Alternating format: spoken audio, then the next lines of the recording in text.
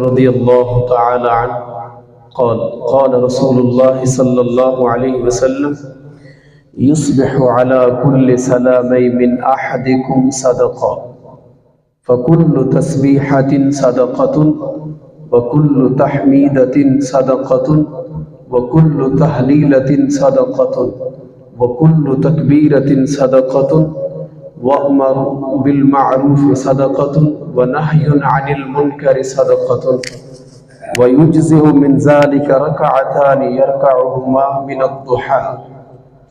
حضور نبی کریم صلی اللہ علیہ وسلم کی حدیث مبارک حضرت ابو ذر رضی اللہ تعالیٰ عنہ اس حدیث کے راوی کہتے ہیں حضور نے فرمایا صلی اللہ علیہ وسلم تم میں سے ہر ایک کے جوڑ پر صدقہ ہے۔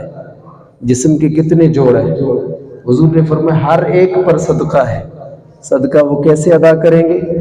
میرے محبوب نے فرمایا جب وہ صبح کرے، جب کوئی انسان یعنی صبح کے ٹائم ہر جوڑ کی طرف سے ادائیگی صدقہ یہ ہے کہ ہر دفعہ کہے سبحان اللہ، اور ہر دفعہ کہے الحمدللہ، اور ہر دفعہ کہے لا الہ الا اللہ، یہ کہنا صدقہ ہے، اور ہر دفعہ کہے اللہ اکبر، یہ بھی کہنا صدقہ ہے۔